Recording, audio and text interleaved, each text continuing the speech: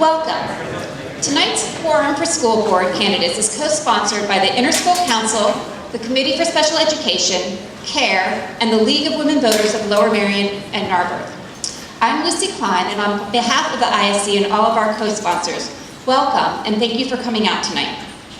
Tonight's forum will be moderated by members of the Lower Merion and Harriton High School debate teams, Ryan Fisher, Karen Katz, Ben Feldman, Anna Navarro, and Christelle Latour. Thank you also to the student members of Harriton TV who are recording this event tonight. It will be available at some point, and we will get the word out on when that will be available for viewing. The 8 candidates are seated left to right in alphabetical order, and the candidates are running for 4 full 4-year terms that begin in December. So let's get started, and I will hand the mic over to the moderators. Each candidate will read a 2-minute opening statement. The order has been determined by a random drawing.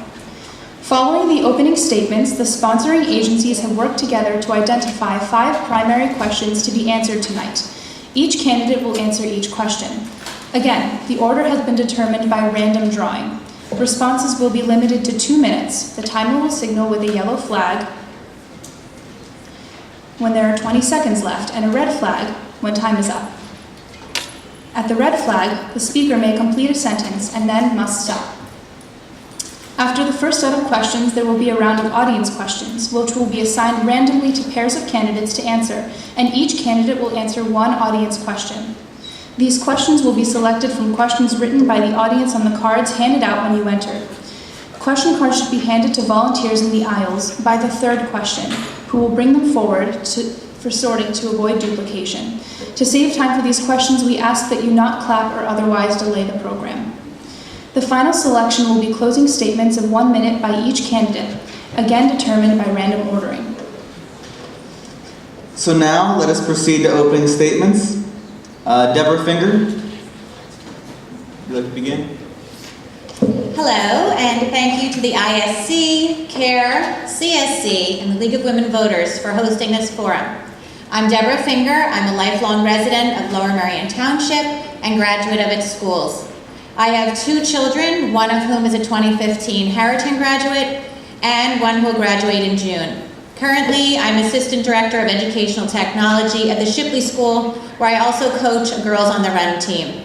I'm running because I'm a passionate educator who believes in the power and benefits of a great education on society.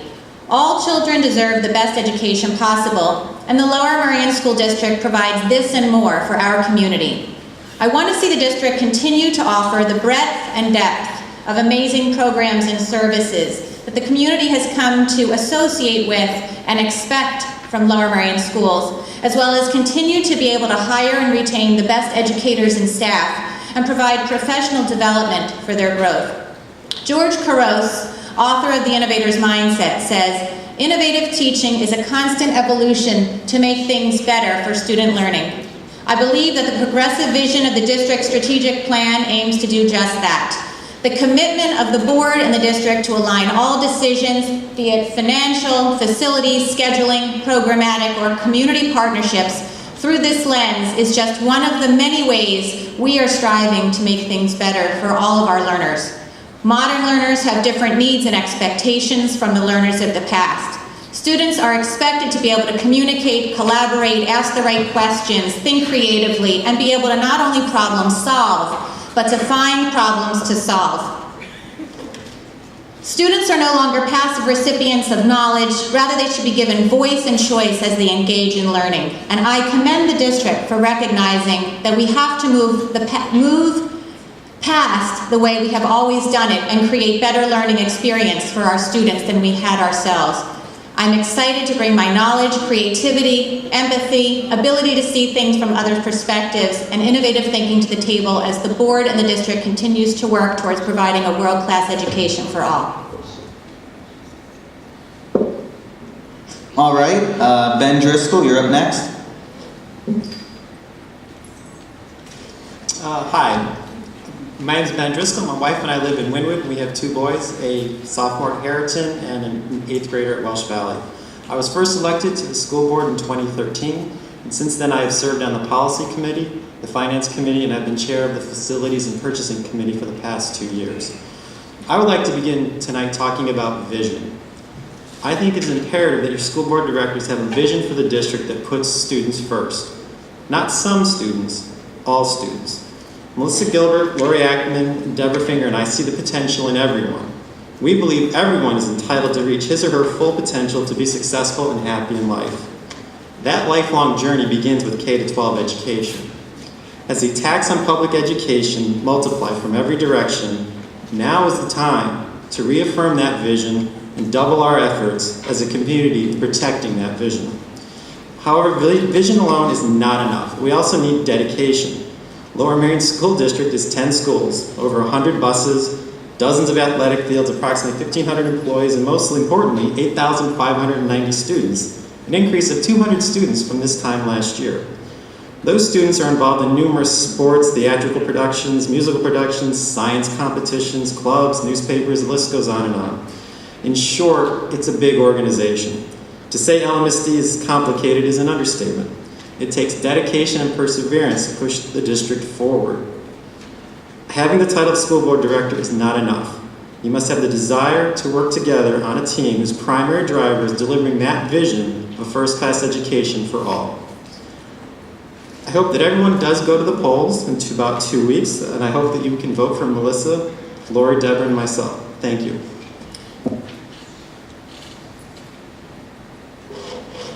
Thank you. Next up is Mrs. Mary Brown.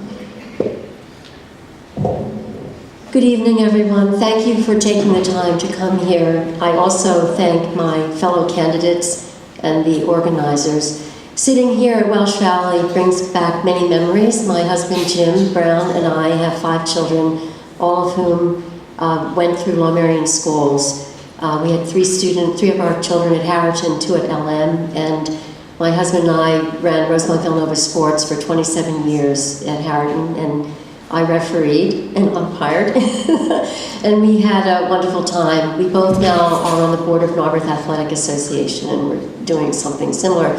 But the reason that I'm here is to share my hope for every child in Lower Merion, in the Lower Merion and Narberth public and private schools, because I think all children are our present and our future. With that in mind, I'll share just for a moment some of my activities. I teach Latin at St. Joseph's University. This has been my 43rd year of teaching. I taught at Harriton and Lower Merion for 32 years, and I'll smile as I say this. I'm in my 11th year of teaching Latin at Gladwin Elementary School. In addition to teaching at Harriton and Lower Merion, I sponsored many clubs, including what was originally the Penn Valley Elementary School Reading Club, and it became homework clubs in 4 of our elementary schools, and Harriton and Lower Merion students volunteered, primarily Lower Merion students. In addition, I have gotten involved in venture incubators and sponsoring students at both high schools in fundraising events, primarily a fashion show at Mainline Arts Center. 2 Harriton students are going to be the co-directors of that, and a football clinic at Lower Merion, in addition to sponsoring other senior projects. So young people are very important to me and to all of us, and I appreciate again all of your careful attention to what we are about to share tonight. Thank you. Up next is Ms. Melissa Gilbert.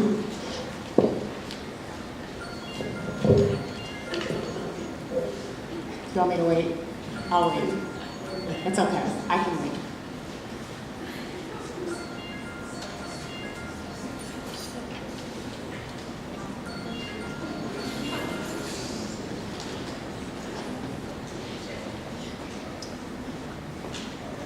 It's okay.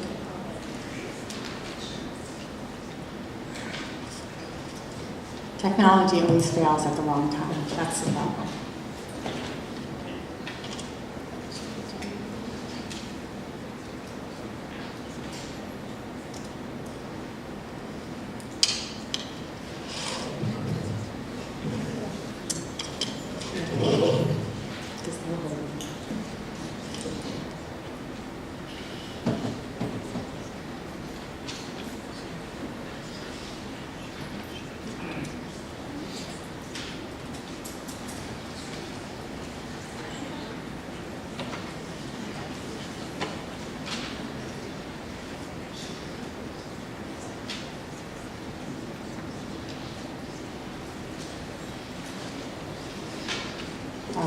school board directors to the rescue here.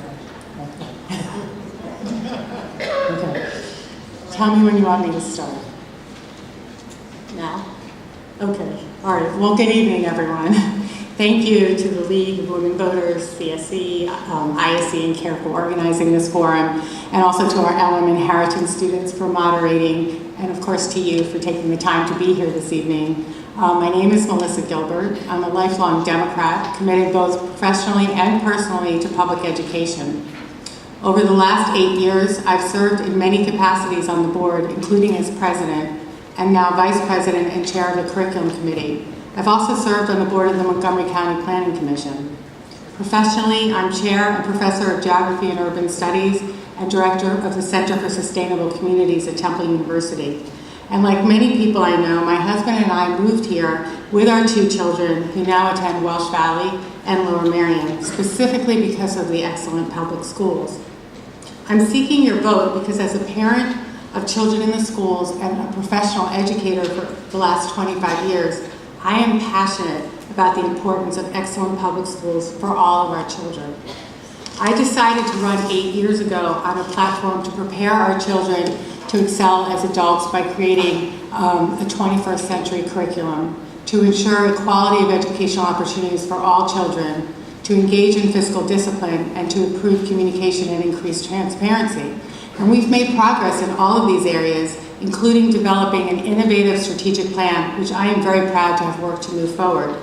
Yet there are significant challenges ahead, the greatest of which is how to continue our high-quality education while experiencing enrollment growth, fiscal constraints, and a tax on public education. This challenge requires experience and a board of colleagues working together.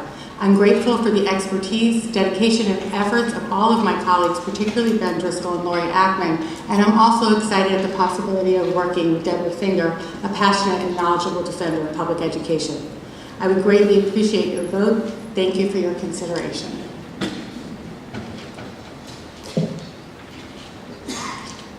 Up next, Terry Spar.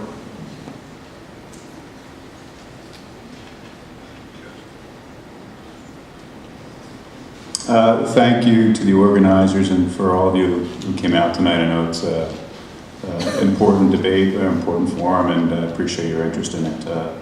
I am a lifelong resident of Lower Merion. My oldest son attended Lower Merion High School, and my mother many years ago taught at the schools. I very much appreciate all her knowledge and experience as an English teacher, and I believe in education. Public education is critical, and it's a foundation to a child's future and to the society and community that eventually that child ends up as an adult. Let me share with you what I feel are to me the key characteristics and traits of leadership that you should expect on the board and you should vote for someone who's going to represent you and your interests. First and foremost, a leader must be a good listener, and I think that's critical to understand what's important to all the different constituents that represent the school district, from the teachers to the students to the parents and to the residents of the district. A leader must also care deeply for the people they represent. They must appreciate and keep an open mind for all opinions. And we must also be very honest and consistent and fair, and at all times with our word and our deed. I'll bring that if elected, and I appreciate your vote. Thank you. Thank you. Up next is AJ Cate. Thank you. I'm AJ Cate. I've lived in Lower Merion, I think the better part of 30 years. Come to you from an educational background. I've been in a number of school districts over time, Cheltenham, Philadelphia. I'm sorry to say that I spent 8 years in the Radnor schools. So please don't hold that against me before graduating from the Haverford School. I'm running as a concerned citizen, and I'm running for this position because a whole lot of my neighbors are concerned, and they asked me to do it. And I guess maybe having more guts than brains is the way to describe it, but here I am. I come from a business career. I started my career in the Army. I've been in consulting. I've been a long time at the Campbell Soup Company. My background is in finance, strategy, business processes, and information technology. I've done a whole lot of work in not just creating strategies, but understanding how you get them implemented. And a lesson I took from a CEO that I worked for has always stuck with me. He said, you know, a good strategy well executed beats a perfect strategy that doesn't get executed. And one of my fears is I see the symptoms of too much strategy and too little execution, and not having the tools to really understand how to manage our way through our ambitions to get the best results possible. My goal is to bring that sort of capability, discipline, innovation, and understanding of how we get things that really need to be done, how we get things sequenced right, and how we get the most out of our resources, rather than trying to do 1,000 things and running into walls and then discovering or thinking that our only way to get through it is to ask for more and more resource. So that's my position. Thank you. Thank you. Up next is Lori Ackman. Hi everyone, thanks again to the sponsors for making this evening possible, and of course the debate teams for moderating, and everyone who took the time to come out tonight to learn about the candidates for some really important leadership positions in the township. My name is Lori Achtman. I'm running for re-election for the school board, and I'm serving on the school board with three main goals in mind: ensuring that we deliver the highest quality, progressive, and proactive public education for all students in the district within our budget and operational constraints. Every day, public education seems to be under attack from different levels of government and others, and it's a hallmark of our community, and I know that our slate is very committed to ensuring that it moves forward strongly and richly the way it always has. The second goal is ensuring that we make the best decisions to expand our capacity to provide this high-quality public education that our community is expecting. As you all know, we are one of the fastest-growing districts in the state, so we have hard decisions before us, but we have high expectations from you, and we're committed to doing our best to make sure that we move forward again strongly with our current programs. And finally, again, we have a very long legacy of excellent, high-quality public education that's community-based and accessible for everyone. That is what I'm completely committed to doing, and we know you expect it, and that's what I hope to do if re-elected. A little bit about me. Personally, it's a labor of love to be here. I grew up here. I went to these public schools. I now have 3 kids in the public schools. They serve as my focus group every day. So I'm both a leadership aspect and a client of the public schools. I can't express how important it is to have that experience. And I ask for your vote. We have a great committed slate here ready to move forward strongly for the district. Thank you. Thank you. And last up is, and I'm sorry if I mispronounced this, Melissa Tadeo. Good evening, everyone. It's you're close, maybe in Italy, but it's Tadeo. Thank you. I'd like to thank the organizers, the students, and thanks to everyone in attendance here tonight. Your interest in public schools and a stronger community for all of our residents should be applauded. Tonight you're going to hear glowing accounts of just how well our schools are performing and why you should continue to vote for the incumbents. But you will also hear from AJ, Terry, and myself. To the contrary, I feel that our school district is at risk with declining rankings. We used to be #1, we are no longer. Also, this lawsuit has surfaced some poor decisions, and basically a disrespect for the law by our current board. If you vote in the incumbents, you can expect more of the same.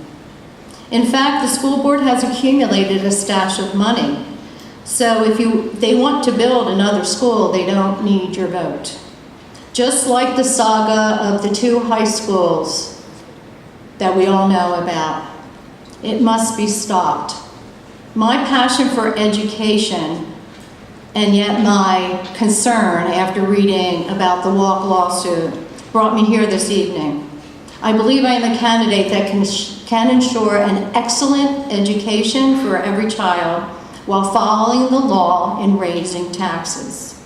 Sound strategic planning and budgeting can't be done under the dark clouds of maybe another loss in the courts, serving up a severe economic penalty to our schools. The money spent in legal fees and a PR firm should go to educating our children. I spent 37 years at the Federal Reserve Bank of Philadelphia, and for the last 15 in various senior positions, doing strategic planning, managing large projects, managing budgets, and doing leadership development, public relations, economic and financial education. And most important, I was able to define performance metrics and get results. I've served in leadership positions on Thank you. community Thank you and for your school opening boards. statement. Thank you. I hope to earn your vote tonight. Thank you very much. We'll move now to the first question after opening statements. This question concerns enrollment growth. Given the rise in school enrollment, how should the district plan for expansion on every level, including, for example, expansion of existing schools, building a new school, and/or redistricting without overburdening the taxpayers? This response order will be alphabetical from left to right. We begin with Ms. Ackman. I'm sorry, how long do we have to answer the question? Oh, okay. 2 minutes to answer each question. So the district is actually currently doing an extensive exploration with extensive community input to explore this issue. We have obviously financial and operational constraints, and those aspects need to be brought into every decision. We have already had to do some expansion of the schools. We've done numerous enrollment studies to project how much larger our schools may get. We're looking at options that were detailed extensively 2 Monday nights ago, maybe it was this last Monday, where we're looking at expanding certain schools, building new schools, creating new groupings of schools. We're looking at whether we can acquire land. And all of those issues need to be studied carefully. There's certain fixed costs involved with creating a new building. We already have an extensive set of schools across the district. So those costs need to be weighed against issues with community-based schools, redistricting, and making sure that we're delivering the best programs and educational experience we can for all kids. So we've got a lot of issues before us and a lot of choices to make. I will say that we've tried to make the process transparent and very accessible. We did a survey to all residents. We asked for anyone to send us ideas or comments to the email publicly available on our website. And I know all of us currently on the school board spend a lot of time going to community meetings to hear from residents and to talk to people about their preferences. I think in the next few months we are going to have to make some hard decisions. Again, the cost, the quality of the program, how we may have to move around students in new ways are all really big factors that we're going to have to weigh. But I will say the district has done this comprehensively with a lot of detail and with a lot of community engagement. Thank you. Thank you, Ms. Ackman. The same question to you, Ms. Brown. Ben, may I ask the audience a question? Raise your hand if your child or children are currently enrolled in a public school. That's a large number of people. So some of you might remember in past decades how difficult it is to plan for enrollment growth. It is a very laborious process that, as Lori correctly identified, entails all of the people involved. And certainly the school board is making every effort to involve people. Neighborhood concerns, civic associations, parent-teacher associations, all of us are in this together. It is both complementary, as Chris Santamaria once said recently, that people want to come to Lower Merion schools. That's true. But people also would like to be part of a community. And so community building is essential. We have great resources, all of us here in this room, everyone sitting at this table, the students to our right, your left. We all can cooperate with these various studies and meetings, asking people what our best course is.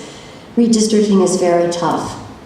Large schools or inequity in the enrollment in one of our 6 schools versus the other 5, the need for green space, and all of the other balancing that needs to be done. So I urge that we work together on this because, again, it's trite, but united we stand, and you know the rest. And so our children are really worth the effort. Thank you.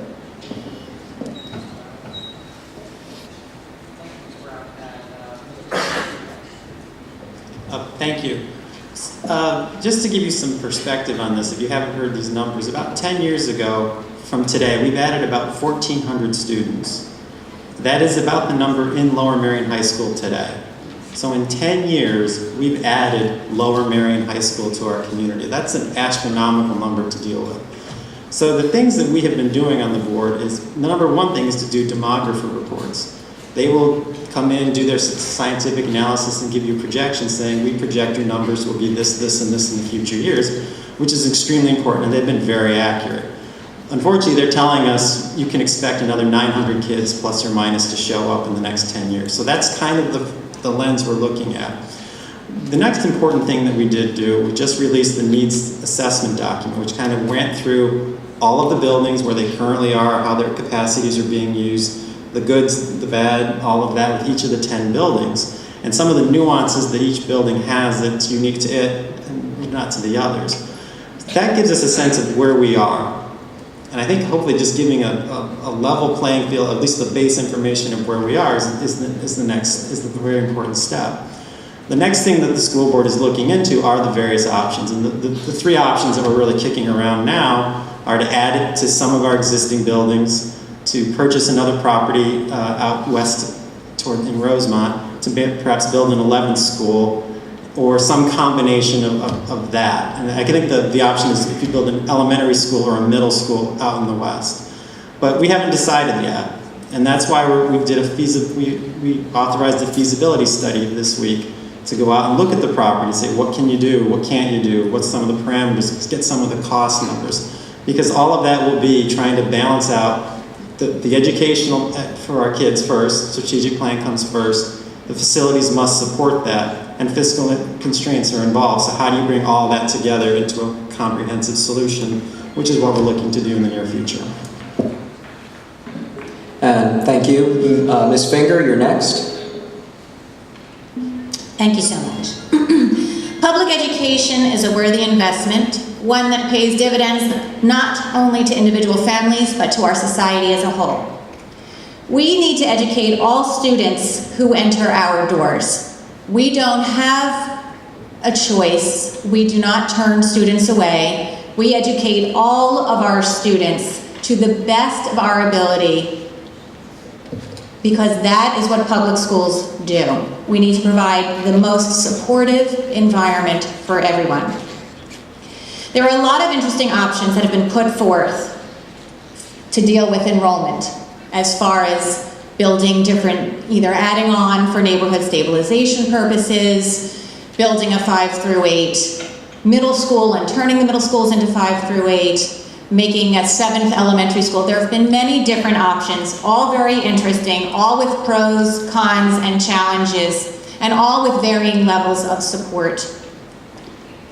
Public education is a worthy investment, and as school board members, what we need to do is we need to listen to what all these ideas are, listen to the community, listen to what people are saying with an empathetic ear, know that in the end, we have to educate these students. And at some point, these hard decisions have to be made. And then you just have to forge ahead and know that you're going to be doing everything for the students to create a supportive environment for everybody. And that will benefit the community, the neighborhoods, and everybody. Thank you. Thank you, Ms. Finger. Ms. Gilbert, you're next.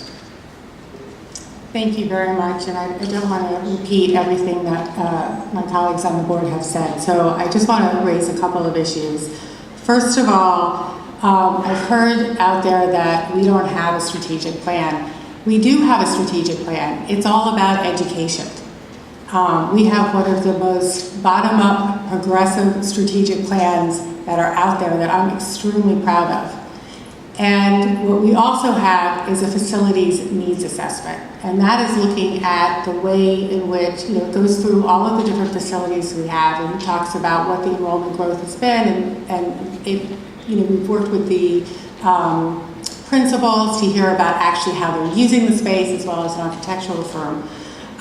When I first joined the board 8 years ago, and nobody was expecting this kind of enrollment growth, and in fact, prior to that, the school district was not using professional demographers. They were relying on their business manager. So I think it's been very important that this board has gone ahead and relied on external demographers to give us a good sense of what we can expect moving forward. And the numbers were very surprising to people. In fact, there was a time period where people were saying, "Oh, this can't possibly be true." But anybody who has kids in the schools know that there are a lot of children in our schools right now, and we really need to make sure that our facilities management plan actually follows the strategic plan. In other words, we need to make sure that our facilities are supporting our educational goals. And that's what my big concern is. And I think that we're moving in that direction as we sort of assess what different possibilities there are.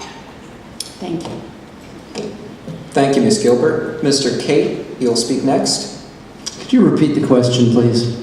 Yes, of course. The question concerns enrollment growth. To repeat it, it's given the rise in school enrollment, how should the districts plan for expansion on every level, including, for example, expansion of existing schools, building a new school, and/or redistricting without overburdening the taxpayers?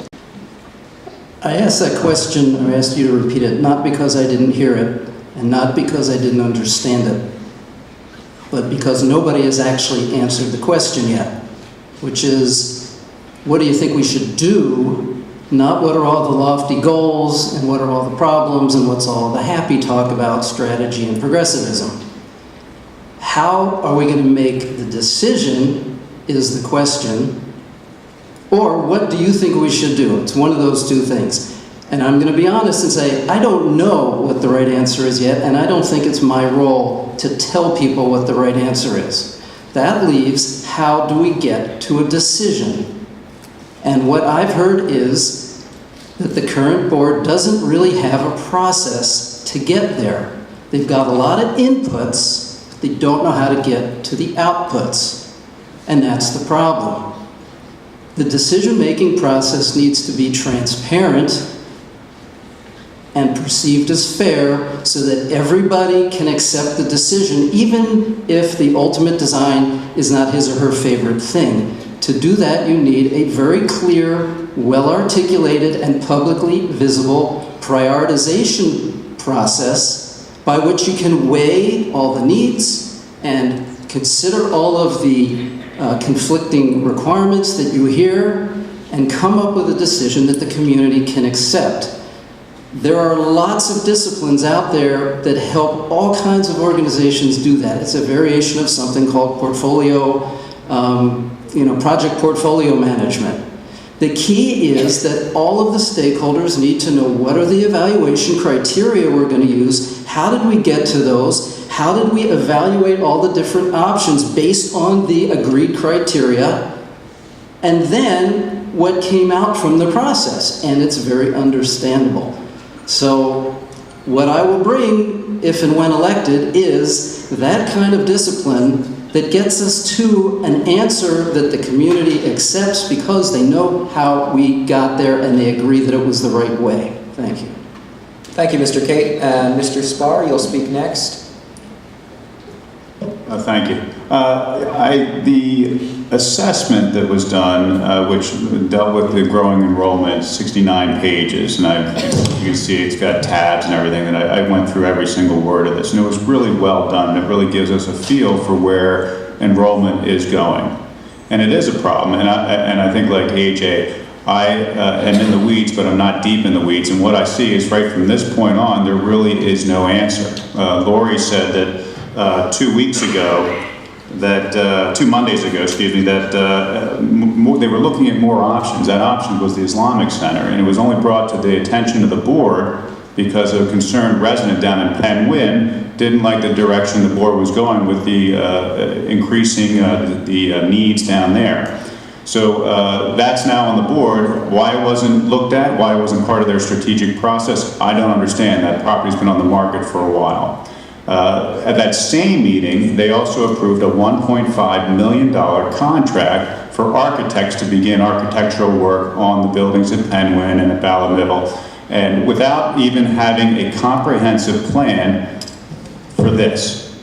And that's just not the proper way of making a strategic decision that impacts a lot of families and a lot of students and residents in the district.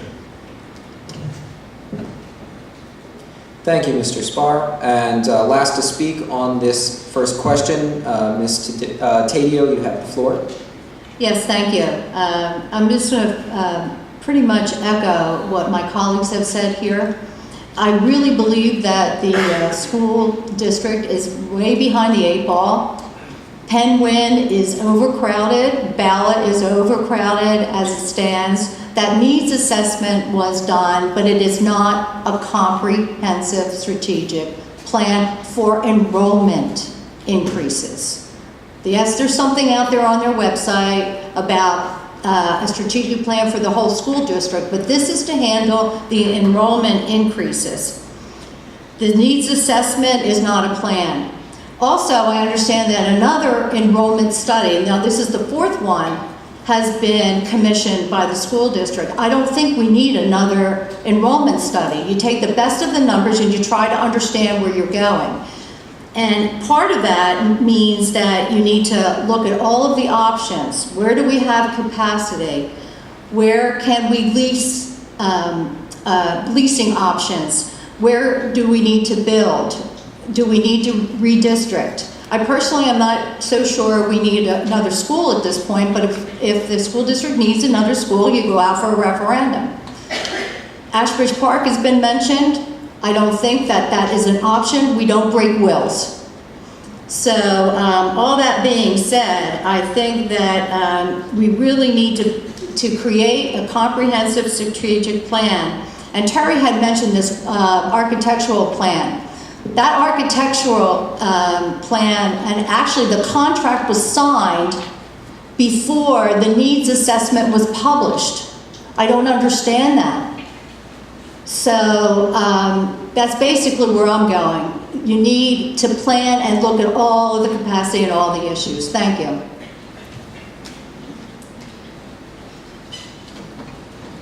Thank you, Ms. Tadio. Our next question concerns the achievement gap and cultural proficiency training. The response order will be in reverse from right to left, beginning with Ms. Tadio.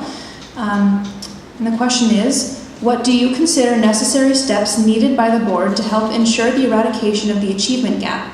And what are your solutions for the areas in the district that lack cultural proficiency training? And we'd like to define a few terms before we begin. The achievement gap is defined as the persistent disparity in measures of educational performance among subgroups, especially race and ethnicity. Cultural proficiency is defined as a set of values and behaviors or policies and practices that create the appropriate mindset and approach to effectively respond to the issues caused by diversity. Ms. Tadio, we begin with regard to the achievement gap, honestly, I'm pretty surprised at this point in time with this school district and the amount of resource that we still have an achievement gap. That being said, I understand that there are issues that need to be addressed, and every student deserves an opportunity for an equal, excellent education. If that means additional resources need to be put to bear for certain students, so be it. I really believe that no student should fall through the cracks. And if students need additional attention, that they should be given that additional attention. But I'm not quite so sure. I still question the methodologies that are being used here. I don't know enough. I'm only a candidate at this point. I haven't been sitting on the board for the last 4 years. But I do firmly believe that every child deserves an opportunity to graduate from high school, to get through all the grades, and to be a valuable contributor to society. And if that means extra attention, so be it. Thank you, Ms. Taddeo. We move on to Mr. Spar. I'll echo what Melissa said, but also add that I think instruction needs to be done and more focused on the core subjects, English, history, and STEM. The courses need to be grounded in research and evidence-based, and the curriculum needs to be more rigorous with memorization and clear and understandable and consistent with what colleges and career expectations are. I agree that if there's a child that is not where we want them to be, or children, then we need to spend more time and focus on those individuals.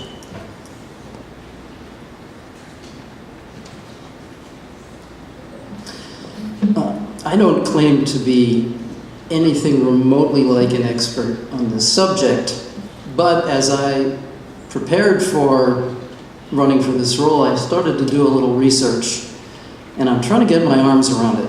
Here's a couple of the things I found. One, this is a challenge across our entire nation, across the entire Commonwealth of Pennsylvania.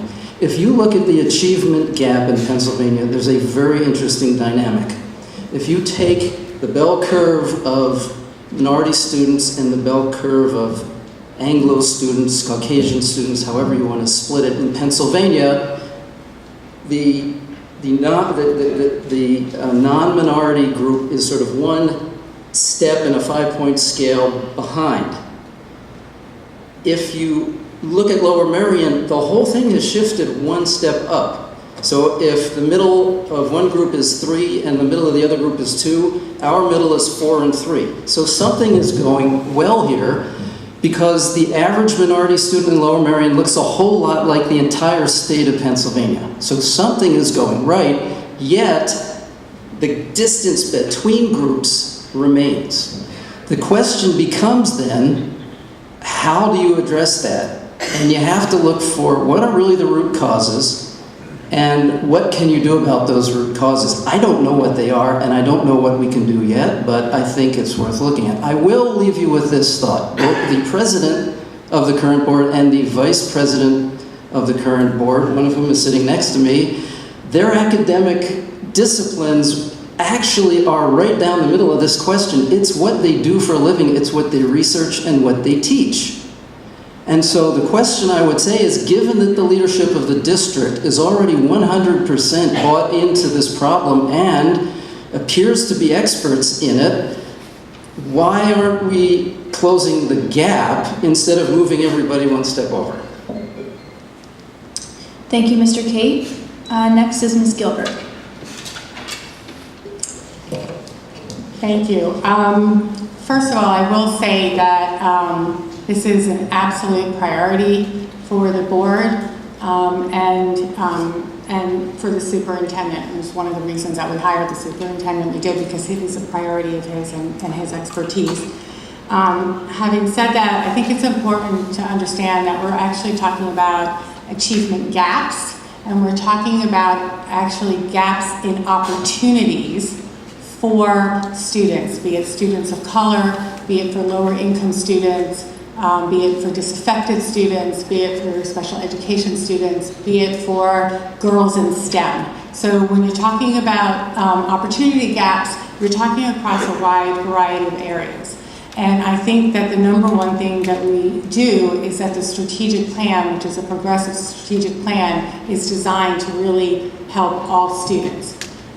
I will focus, though, for a moment on students of color, which is the question that was being asked in terms of opportunity gaps. And of course, the CARE Committee has been central to addressing these issues, and we are not where we want to be. And we have seen improvements. There are gaps in the achievement data, but the growth data is actually showing significant improvements among students of color, which is positive. We have continued with cultural proficiency, and that continues across our schools. And in fact, we've been talking about sort of identity issues, and we've been bringing in people to talk about that. In addition, the superintendent, with the support of the board, has started the Achievement Imperative Task Force, which is designed to go along with the cultural proficiency to really focus on data and action plans. And in addition to doing things like after-school programs, and these are for all groups of kids, after-school programs, in-school supports, summer supports. There's also restorative justice, and I'll stop there. Thank you. Thank you, Ms. Gilbert. Next up is Ms. Finger.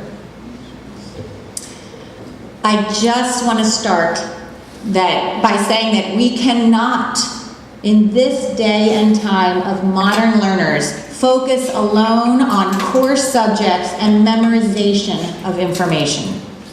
Educating for well-being and teaching with a growth mindset has been shown to benefit students not only holistically, but academically as well. The school district provides many resources that are available in the school and in the summer. There are the on-ramps, the summer bridge, the reading programs, the support services. Melissa mentioned that the numbers are actually closing. But we also need to provide education to the parents as well. Giving homework perpetuates inequities when students go home that do not have support to help them with the homework, as opposed to students who do go home and have the help and have the resources at home. So we do need to provide perhaps additional education for the parent, maybe some additional education for the parents to help them understand the kind of homework and work that is being brought home so they can best support their students. So that way when they do come to school, they're ready to go. The strategic plan, if implemented, the student-driven schools arm will take care of the students by bringing the resources into the classroom and differentiating and personalizing the learning for the students. But I must reiterate that memorization and core subjects is not the way teaching is going these days. We have to couple that with teaching for well-being, growth mindset, and building character, in addition to the academics. Please hold all clapping. Ms. Finger, thank you. Mr. Driscoll, you're up next. Thank you. Yeah, this is a very important issue, and it's something that I think that the strategic plan that we adopted several years ago, that's one of the goals of the strategic plan, is to address this issue. And as Melissa Gilbert mentioned, some of the issues are already there. Dr. Deborah Finger, the student-centered learning, that's the issue. These individual gaps are kids, and we have to meet the kids where they are. That's what this is about. But it's also about professional development. In the question, you heard about cultural proficiency. So helping our teachers understand our students in that sense so that it all works together. Individual programs we have done have already been mentioned. I don't think we talked about the extended day kindergarten, when we just implemented this recently, where a student in kindergarten is found to be struggling, that by, I think it's in March or sometime towards the end of this, we extend the day. So instead of just a half day for those struggling kids, we give them the full day. So we need to give that a few more years to see if it works. But I think that's the kind of thing that we need to have in a strategic plan that says, what works for the kids? And I can tell you, what works for the board is not relevant. What works for the kids is what's relevant. So the board needs to find a way to work with the administration to make that happen. Those are the things that we're working on. On the facility side, obviously having enough facilities for all these kids to give them the needs is a very important thing. So we can't forget that. But I do want to mention that I just got to get to the strategic plan. That is where this all begins. I think that's where we got to stay focused, and it's something we can definitely address. Thank you, Mr. Driscoll. Ms. Brown, you're up next. I'll describe my normal week. Yesterday, Marcus Biddy, who graduated from Lower Merion High School a couple of years ago, signed on as the alumni director of the Lower Merion Township Scholarship Fund football clinic. And we had a photo with Sean Hughes yesterday and a couple of other people, including the coach, regarding that. Also this week, Samantha Raymond from Harriton and Will DeVerter agreed to be the co-directors of the annual Student Fashion and Design Show in May at Mainline Arts Center. And this will be our 12th show, raising money for Crohn's and colitis. I'm already signed up to teach Gladwin Latin again for the 11th year straight with 3rd through 5th grade. And as I mentioned earlier, I'm teaching Latin at St. Joe's University after 42 years in 32 Harriton, Lower Merion, and 10 in private school. And so in working with students directly, which is what I do for most of my day and most of my week, including Narberth athletics and going to sporting events, I've asked students. So I'm on the Coalition for Youth of Lower Merion Narberth along with 35 other people. And we just had a meeting on Friday at Ludington Library. And in the summer, we organized a retreat and invited students to come and tell us what their experience is in high school. And they were from public and private schools, because please remember that students don't make the differences or the separations that adults necessarily do. And students sitting here have friends at all schools, not just their home schools. And so I think that to supplement what's already been said, if we talk with our students and ask what we can do, even as volunteers. When I was teaching at Lower Merion, Rebecca Sachs and I started the Penn Valley After School Literacy Club, which blossomed into homework clubs. So we had LM students going to 4 elementary schools 1 day a week to help kids with their homeworks. And then music mentors followed. So if we do want to help all students, we should do that. And it entails a community, helping, but primarily talking with the students and finding out what ideas we have. Thank you. Ms. Ackman, you are next. Yes, and as the last speaker, I want to highlight my colleagues who articulated a lot of the things the district is already doing. I will say, when I came on the school board, I was astounded by the commitment of my colleagues to the achievement gap. I think we all consider it a moral imperative and something that Lower Merion School District is responsible to try our best to figure out, put new models forward, to be a leader in the space. I agree with Melissa that part of hiring our new superintendent was his commitment and experience to dealing with these issues. He's bringing new strategies forward. I wanted to, of course, besides what was highlight a few additional things. I agree that this new kindergarten extended day program intended to support kids who need extra help has been really important and great. I know several families who have kids in that program, gets them ready and kind of up to par, better ready for first grade. There are so many programs and activities throughout the schools. I think part of what we're dealing with here is a complicated issue, but it's also about student engagement. It is much harder for our kids to kind of hide from their teachers, from their peers, with all the clubs, the activities, the athletics we have. We just changed the schedules in the middle school to allow extra time for kids to get help with their teachers. I also really want to commend the teachers in the district. I can't tell you how much personal outreach our teachers do to the parents of the kids that they're teaching, explaining what's going on in the classroom, making themselves accessible so you can be a fully engaged partner in what's going on in the schools. I think that relationship with parents and kids is so important for the achievement gap, and I think we're doing an amazing job of fostering that environment, which, by the way, takes time and money. Cut you off there. Sorry. No, it's an important issue.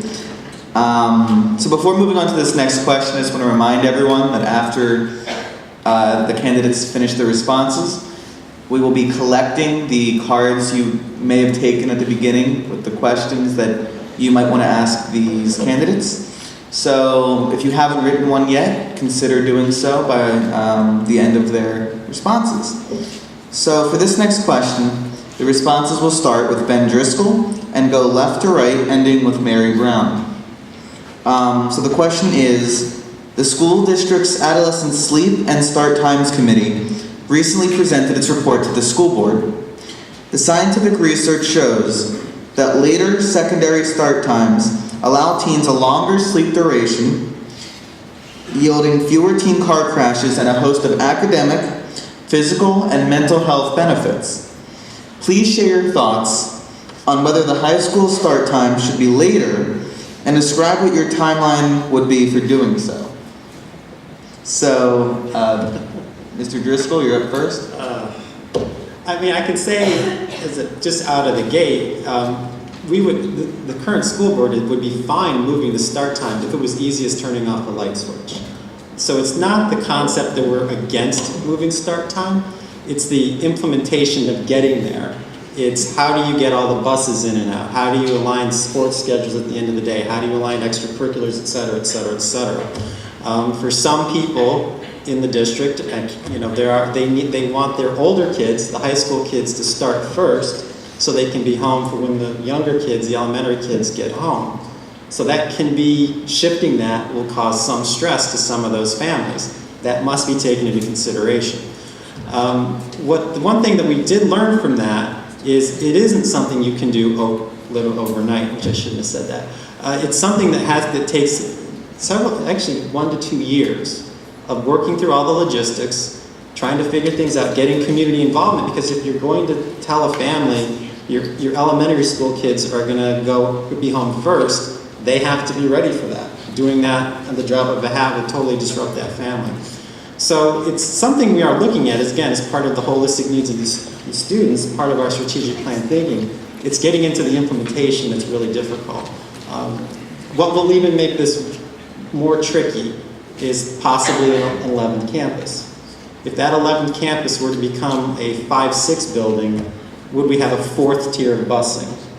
And then all of a sudden you're working, how do you make that work to try to get kids around between the 3 tiers we currently have and the independent school busing? So we have to work with the independent schools to make sure that we're getting their kids there on time. So I think we're working on it. That was why the report was done. But I think it's going to take a year or two at best to get something done. But we do support it in the sense that we think that's the right way to go.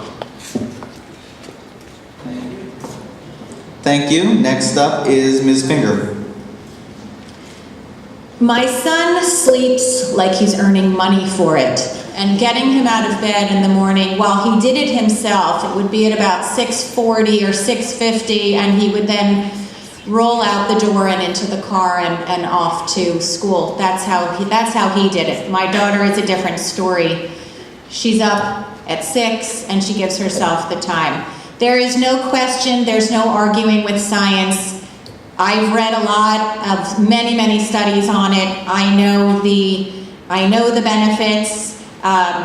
My son wrote a paper on it. There's no question. I believe it needs to happen. I think it needs to happen.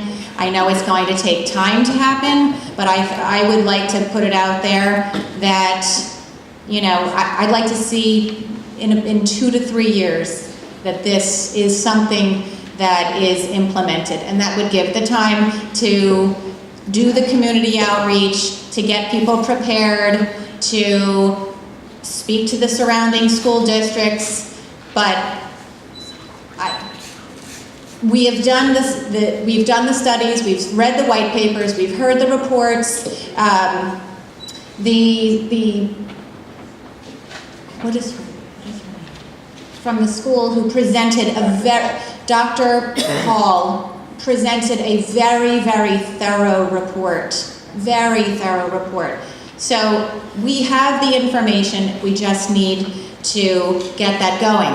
However, there are other things happening at the same time, like potentially the addition of a school. But I think it's important, the science is there, and I'd like to see it happen within the next 3 years. Thank you. Next up is Ms. Gilbert. Thank you. And, I think this is a really important issue. I think that the way we've been addressing it is through the strategic plan. So we made it a central part of the strategic plan around the holistic needs of students and sort of student-driven schools student-driven education. It's along with issues like increased physical activity and recess and mindfulness and some other issues. And we're looking at ways to address the sort of broader issues around sleep and education for all of our students as we're trying to work through how we can move the start time. So I think it's been, there's been really heroic efforts by members of the community who have really tried to sort of make this something that's on the front burner, and they've done a really good job at that, and we have to keep doing that. And right now, we've committed to doing a number of sort of kind of traffic studies, doing community outreach, doing some more surveys and these kinds of things. I mean, I know I'm going to hear somebody say, why don't we just switch the high school and elementary, and it would all be, really easy to do that, except that would put elementary age children on the bus with high school age, independent school kids, right? So it's just not easy to sort of snap your finger and make this happen, but that's not to say that with some planning and thoughtfulness and working with, hopefully it would be great to be able to work with independent schools and the other schools in the area to address some of these issues, and I know that that's happening at the regional level. So, I agree that this is something that we want to see done. I do think it's going to take, a couple of years to get it implemented, but I do think it's absolutely a worthwhile thing to do as a parent of 2 teenage boys, so thanks. Thank you. Next up is AJ Kate. I'm going to be brief. I can't disagree with anything that I've heard so far. I mean, the science is clear. Teenagers are night owls. Their biological clocks are a little shifted from younger kids and older folks, and they want to go to bed at midnight and get up at 9. That's kind of what their bodies want to do. And what we do is we force the square peg into the round hole, and we turn them into kind of zombies for half the day. So it's not ideal. We all know it. The question is really, how do you get there and when? I think there seems to be wide agreement. It's not if, but when. The only thing I'll add to this is there have been a good number of early adopters. I think Chad's Ford, did I read? Somebody not far from here, one of the relatively big districts, has actually done it. There's other states. People have done this. We know what the challenges are. Let's go talk to the folks who've been through it so that we don't trip over the rocks. But otherwise, it's a matter of executing it well at the right moment. 2-3 years, I think, is probably the right time frame. Thank you. Next up is Terry Spar. Yes, I would do it. I'd look at least an hour for these kids, and I would do it and implement it for the fall of 2019.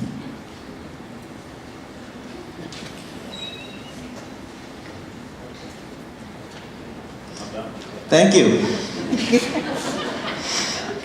Very concise. Next up is Ms. Tadio. Yes, just recently I had a lengthy conversation with a Penn physician who is an expert in pediatric sleep patterns. And I really think that this might work, and I think it would be a valuable contribution to helping the children to stay engaged while they're in school. But like AJ, my initial thought is, why are we reinventing the wheel on the implementation side? Other school districts have done this, so I think we ought to engage their thinking and the challenges, what worked, what didn't. And importantly, we can't forget the big communication piece of all this.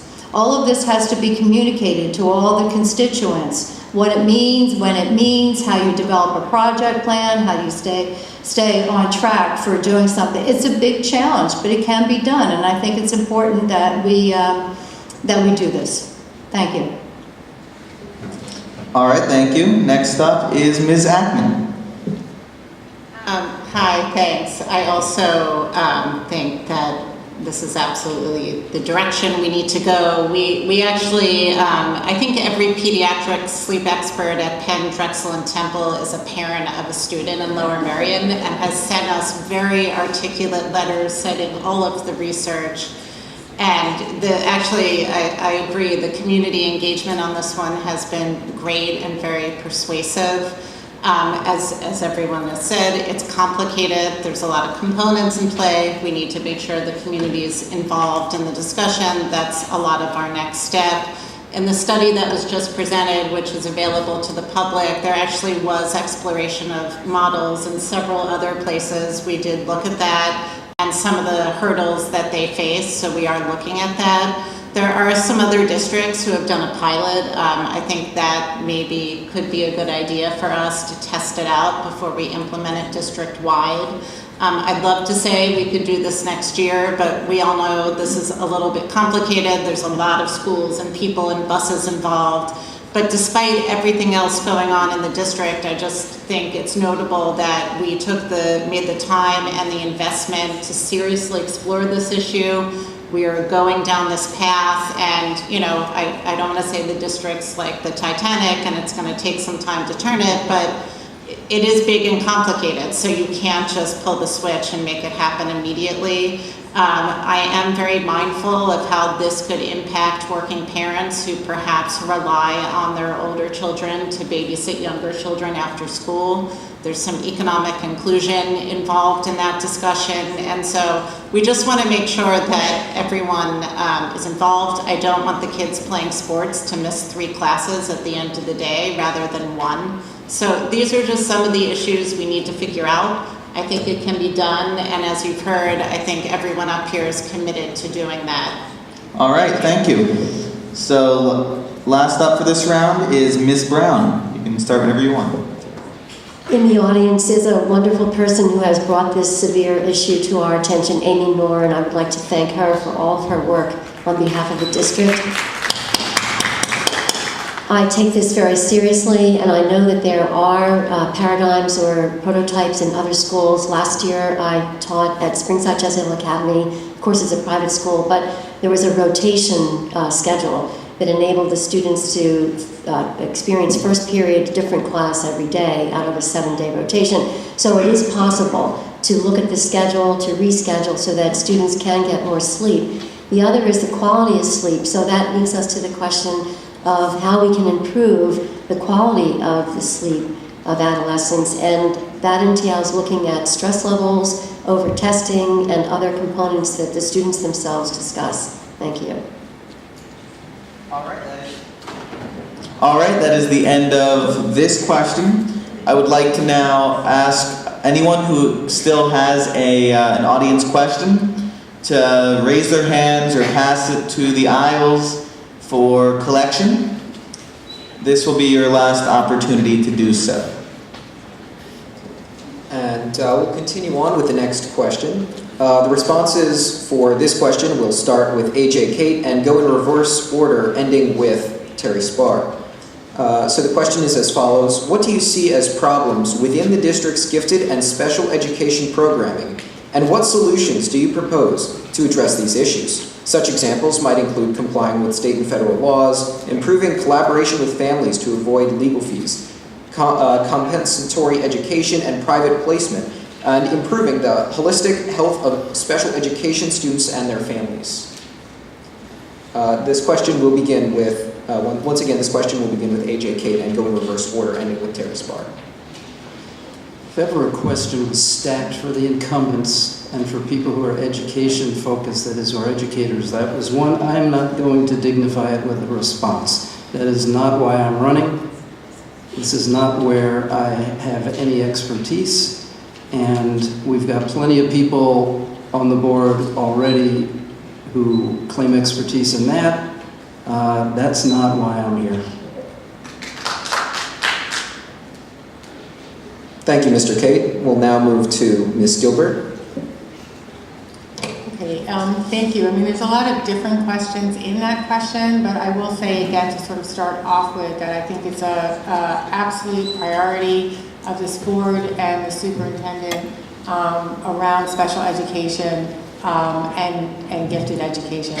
And in fact, there's been a number of things that I think there were a number of issues that I think were partially resolved or improved through the reorganization of that sort of administration and staff in 2015 in order to ensure that you had sort of like more equal caseloads and those kinds of things. So there was a big sort of push around a reorganization of the staffing and administration. And there's also been a number of sort of, like we had a compliance evaluation and, you know, showed that we were really focusing on the priority of including students to the highest degree possible.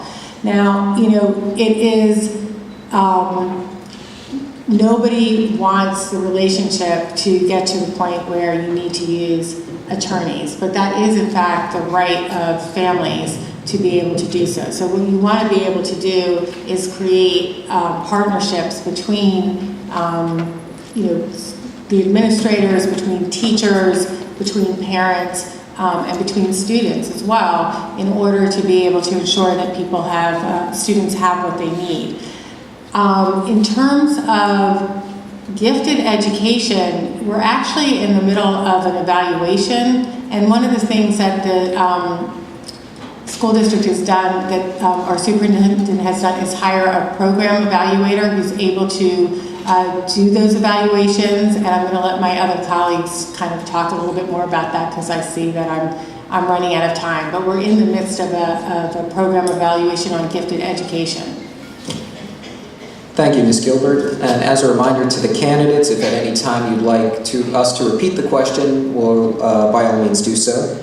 Next is Ms. Finger for an answer to this question. And you could please repeat the question again. Of course.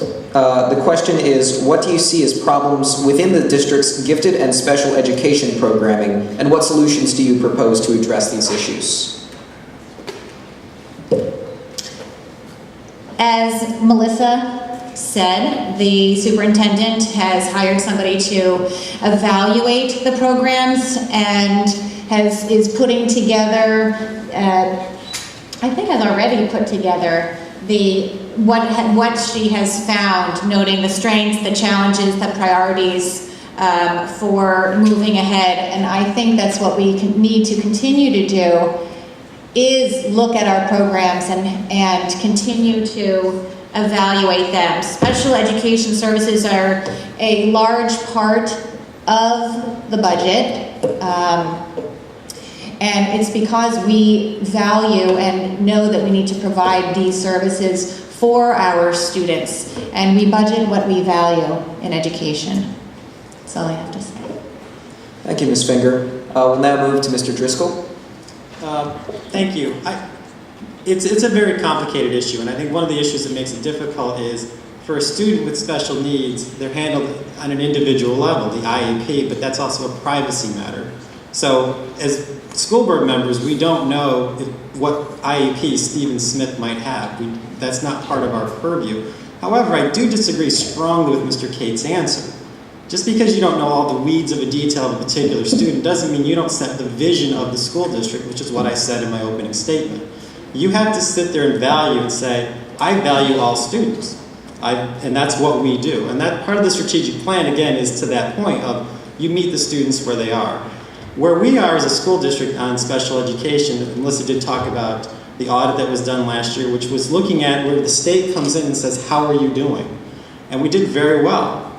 The magic phrase they use is the least restrictive environment, where the concept being you shouldn't just because a student has some form of a learning disability, you kick him or her out into a special class. It's more of a special, do you provide supports in class to keep that student in the room with his or her peers? Because that student is part of our community and belongs here. Unfortunately, for some students where the disability can be quite severe, where the school district just doesn't have the facilities, that's where an out-of-district placement can happen. But on the upside, even though enrollment has gone up, the audit showed that we were placing fewer and fewer students in the out-of-district services, which I think is the step in the right direction of this board saying, this matters, we should bring it in-house as much as we can because the students belong here as much as we can keep them here. Thank you, Mr. Driscoll. We'll now move on to Ms. Brown. As I mentioned, my husband and I have 5 children who have gone through Lower Merion schools, and we've had individualized education plans for our children. And so I'm very receptive and supportive of all parents, teachers, families, and administrators and staff and coaches who work with children. I have a personal experience. I was recently trained at St. Joe's University where I'm teaching. I took an autism training because I do have a young man in my class who's at the top of the class, I should say, in Latin. And it was enormously valuable for me to sit with other professors at St. Joe's and work with the 2 women who were running the workshop and understand simulating what it would be like to be a student on the spectrum, as just one example. And it was very, very meaningful for me, and it helped me change the way in which I do things. And the receptivity of the other students in this class has been remarkable. I mean, we all love each other, and we take care of whatever each of us needs, but Jack especially, who is on the spectrum, and everyone is very, very kind and patient. And I use that as a model then, that if we can view all students as potential for us to learn and share. I know it sounds very idealistic, but I still feel that this is possible. So it includes everyone involved working with our children, and it makes a difference. Our children are our present and our future. Thank you, Ms. Brown. We'll now move to Ms. Actman. Thank you. As was said earlier, this is a complicated issue. The district did reorganize its services, so it was a better experience for families. Obviously, integrating students into the schools is a core value of ours, and providing them the best services that we can, whether it's someone who needs extra help or someone who's gifted. I also have experience with an individual education plan. This district is incredibly committed to doing this well. We're now evaluating, so we're trying to bring more evidence-based strategies to what we do. I think it's important to note that our special education costs have gone up exponentially. They were $15 million in the year 2000 to $50 million today.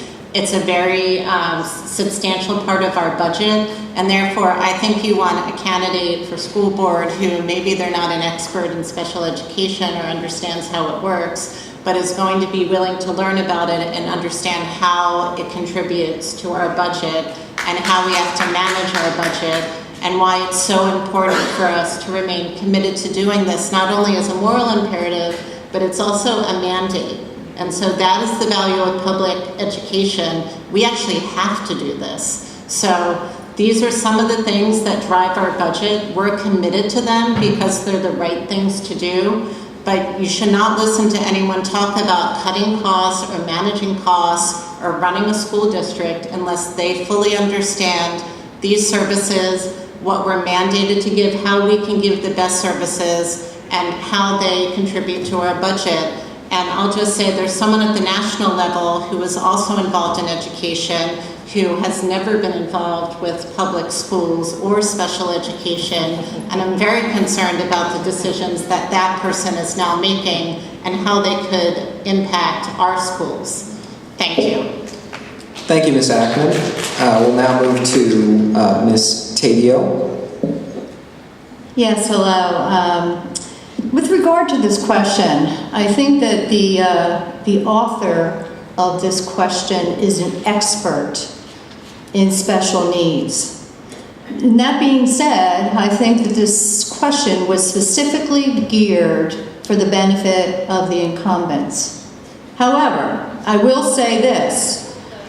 That's why you have diversity of skill sets on a board.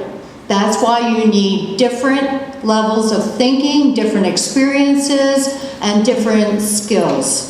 Not all educators, not all parents. You need people who have had leadership roles, who have been in business, and also have children and understand what it means to educate children.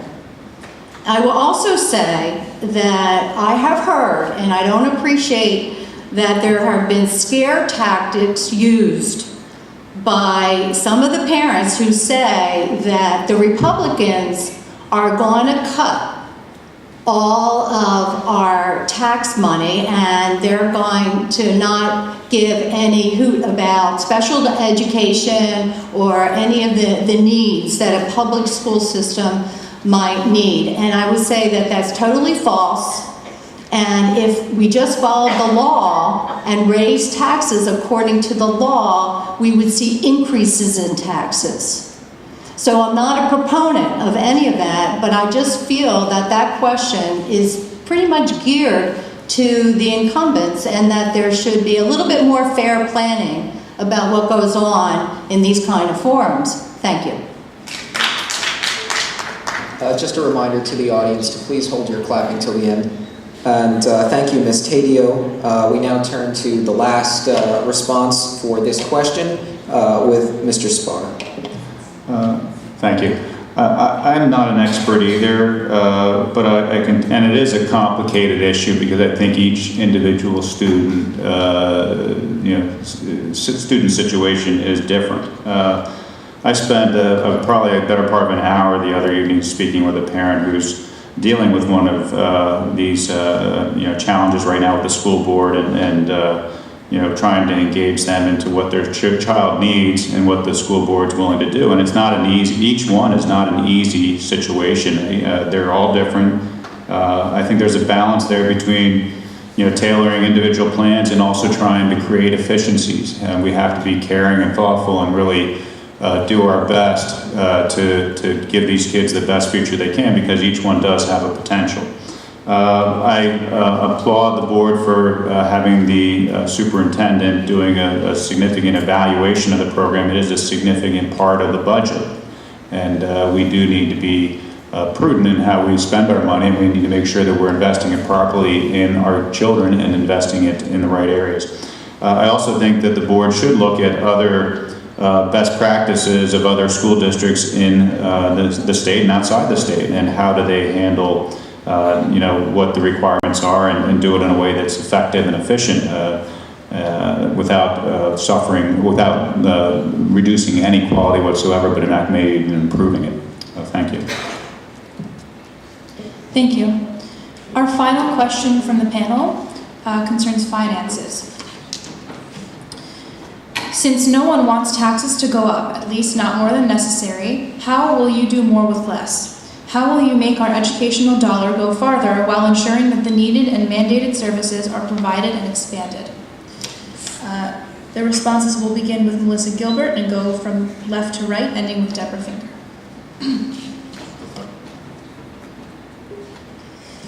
Thank you. And I think it is accurate because of the Act 1 index and the financial realities that we do have to look at how we can do more with the budget that we have. And there is, I will say straight out that with the amount of enrollment growth that we have, that the only way to actually reduce taxes is to significantly increase class sizes or reduce programs, and I'm not willing to do that. If people want us to do that, they should vote for other people. I'm very comfortable saying that.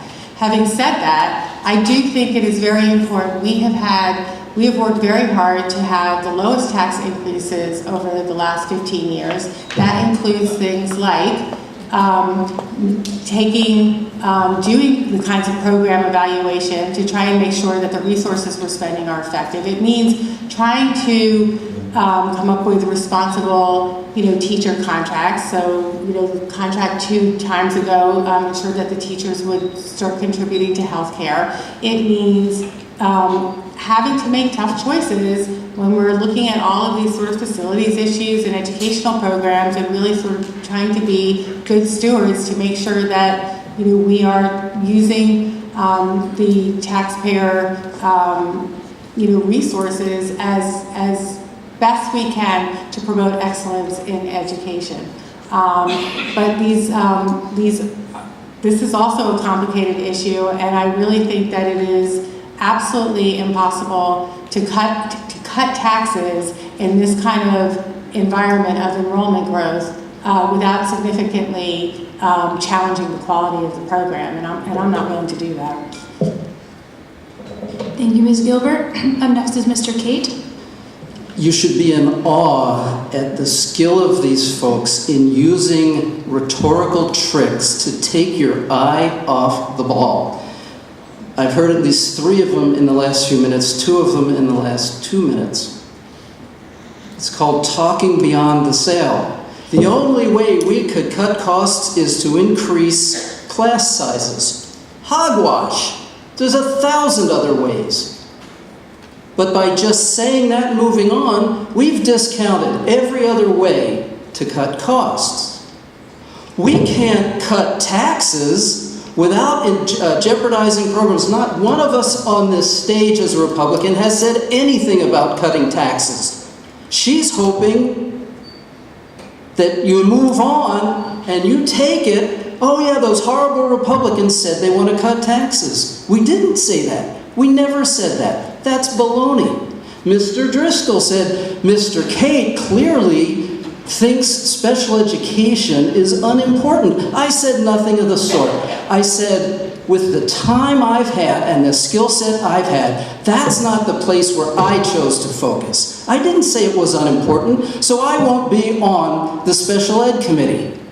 It doesn't mean I don't care. It doesn't mean it's not important. It means I don't think I have much to add, and I think the question was really stacked to the people who've been spending 4 and 6 and 8 years in the midst of it and have a huge advantage on being able to describe what the state of affairs is. So please, please put your thinking caps on and listen to what the folks up here are saying and the tricks they're trying to pull. But I'm here to tell you, there are ways to save money. And the first way you do it is called zero-based budgeting, and you challenge the administration to make sure that there's no fat in the budget, and you don't break the law by spending. It's absurd. One more talking beyond the sale. These folks raise taxes 55% more than the combined rate of growth in the student body and inflation. Thank you. We have to move on. Mr. Spar, you're next. I feel that the vision and the purpose of the school board is to provide a world-class education to our children at a tremendous value to the residents. And we're failing in the latter, and we could do better in the former. And where we're failing in the latter is we are number 1. We are number 1 in the most debt of any school district of the 500 districts in the state of Pennsylvania. We're also number 1 as far as the highest paid teachers in the state. If we're going to pay teachers the best, I don't have a problem doing that, but we should expect the best results. We're also number 1 as far as the highest per pupil cost in the state. We spend $31,000 per student to educate them, where our neighbors who get better rankings, like Conestoga and Radnor, that spend $20,000 and $25,000 respectively. So I think, to me, the most important thing is we've got really good students and we need to give them every opportunity, but we have to look at where we're spending those dollars and how we're doing it and how we're wasting a lot of it on non-core in non-core areas. And if you look at these budgets closely, and as AJ spoke, you can really find out where there's a lot of waste. It's amazing when you go to these school board meetings and you see approvals for signs that are in the tens of thousands of dollars. And you see contracts of $1.5 million to an architectural firm for a direction we may not even go in as far as strategic planning for facilities. It's just unreal the amount of waste when we should be spending that money on our kids and their education. Thank you, Mr. Spar. Ms. Tadio, you're next. So I'll give you one place where you can automatically reallocate, not cut, reallocate money from one account to another. That's in legal fees. If we stop fighting this lawsuit and stop spending money for legal fees, which are in the hundreds of thousands of dollars, and also if we stop retaining this PR firm to spin things, we can take that money and put it toward the education of our children. Budget cuts are not necessary. We're not talking about budget cuts. We're talking about following the law and the purpose of Act 1, which is to put some control over the expenditures and the raising of taxes by the school boards. I would also say that I have a quote, kind of a quote, but those of you who are economists might know Thomas Sowell. And basically he talks about the allocation of scarce resources to where it matters when there are alternatives involved. And as my colleague said, it's not about class size or even the student-teacher ratio. The student-teacher ratio in Tredyffrin Easttown is close to 16. The student-teacher ratio here is 13. And yet, TE is #1 in the nation. We are #8. There's something wrong with that picture. I don't know the answer to it. I just think that we need to be more prudent and carry out, as a board, a fiduciary responsibility to allow the taxpayers to have trust in the expenditures and the raising of taxes that is part of the board's responsibility. Thank you. Thank you, Ms. Tadio. Ms. Actman, you're next. Thank you. First, I'd like to say that the candidates on the Vote MSD slate are not about trickery. We're about reality. So we are here being very honest, explaining to you the complications and kind of the challenges we have in operating the district. We are completely committed to being more efficient, and we've actually initiated some programs to do that. In this context of huge growth, we started partner schooling so that if an extra kid enrolled over the summer, creating the need for more classroom space and another classroom and another teacher, if there's space at another elementary school, we're now asking that child to go to that school so we don't have to add more capacity and more personnel and can still maintain our program. We are doing everything we can to find efficiencies. We've aligned schedules at the high schools so we can share resources. The majority of our costs relate to personnel and operations. And so then there's the program costs, and it's challenging to find ways to trim the budget in the context of growth. We are doing everything we can to do that. We are very aware that we're spending taxpayer dollars, but I will just say the schools are a community asset. We're doing this for everyone, whether you currently have kids in the schools or you don't. And this is a community that has high expectations of the public education system. We hear from that community every day about those expectations. So we're doing our best. We're trying to engage and be very transparent in terms of how we do this. But I agree that in the context of huge enrollment growth, It's a challenge. We've got big decisions, and it's not going to be easy. I will say that we are not trying to trick anyone. We are trying to be very honest about the challenges we face in this realm. Thank you. Thank you, Ms. Actman. Ms. Brown, you are next. Will you repeat the question again? One moment. Since no one wants taxes to go up, at least not more than necessary, how would you do more with less? How will you make our educational dollar go farther while ensuring that the needed and mandated services are provided and expanded? Well, first I'll say that Lori is my former Latin student, and I'm happy to say that. So I would never have expected that she and I would be sitting so amicably next to each other at this. I'm proud of her. Did I get an A? I can't remember. You did, yes. You're a very, very good student.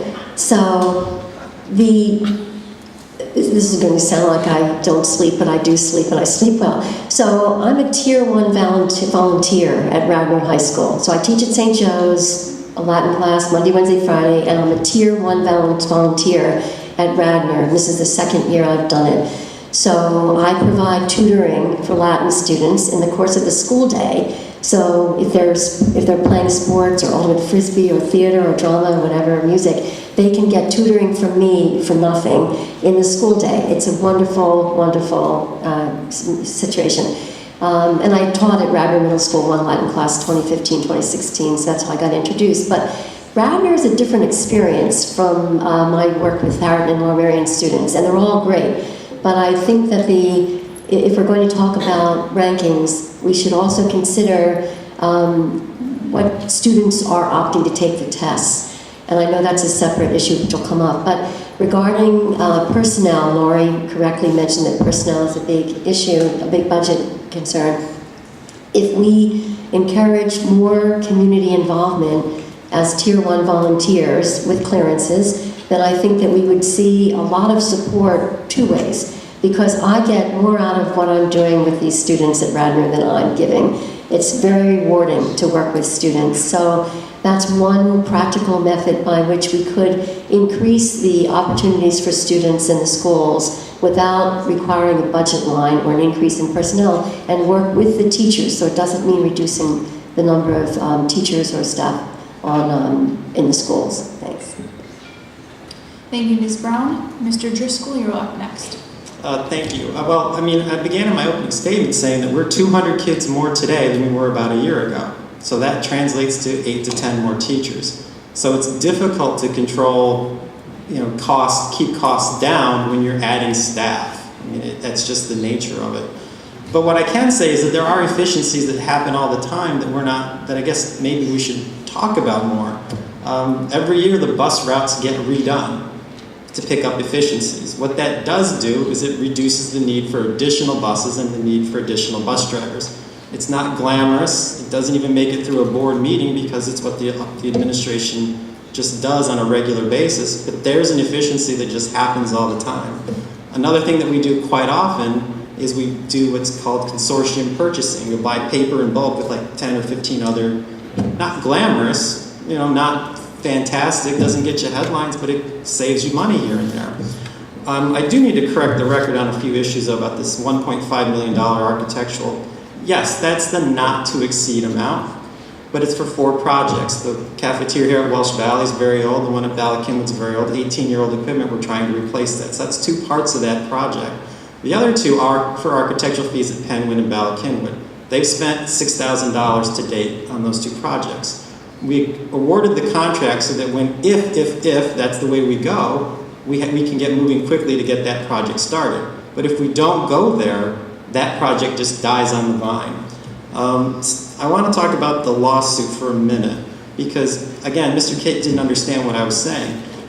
As a school board member, you don't get to pick your issues. If I could pick an issue that would go away, I would pick the lawsuit to go away and save us the money. But the lawsuit is here and we must fight it. And if you don't fight it, I'm curious as to why you would settle with the guy who wrote in the amended complaint that public education should not be the best it can be, that it should be a second-rate program, that there shouldn't be things that are given to private schools shouldn't be here. But it's in the amended complaint and that is what the plaintiff has asked for. Thank you. Thank you. Our final response comes from Ms. Deborah Finger. Pass. No, just kidding. This afternoon I read an article in the Atlantic Monthly. I'm just going to read a little piece of it, where the political theorist Benjamin Barber warned in 2004 that America as a commercial society of individual consumers may survive the destruction of public schooling. America as a democratic republic cannot. And in this era of growing fragmentation, we urgently need a renewed commitment to the idea that public education is a worthy investment, one that pays dividends not only to individual families, but to our society as a whole. We cannot do more with less. We cannot do more with less and deal with the growth and the enrollment while still providing the same level of education and educational services that the community and the students deserve. We budget what we value in education. So that's the arts, that's physical education, it's music, technology, special services, languages, social services, all of the extracurriculars, all of the summer programs. If we cut it down to the core, we don't have any of that. And that is not educating the whole child. That is not educating for character, it's not educating for well-being. And that is not what the schools, where the students deserve. And as far as the scores and the ranking, scores are not what we prioritize. When the district gets the scores and looks at them, they are looking to see what they can do differently, curricularly. They look at them for formative assessment, not to rate and rank the school district. And in an article where Diane Ravitch was speaking, one of the things, when asked what success will look like, she ticked off 4 features, and I'll just read one of them. The public will recognize that high-stakes testing has failed and that we need to rethink our idea of accountability. Tests should be used only for diagnostic purposes, not to rate and rank students, teachers, or schools. Standardized tests should be used sparingly, not annually. Thank you. We will now move on to the audience questions. Each candidate will have 2 minutes to answer the question. We will begin with question 1. Answering question 1 will be Deborah Finger and AJ Pate. The question is, if LM school taxes are reduced and fewer resources are available, what programs or strategic initiatives would you consider cutting? Ms. Finger, you may begin.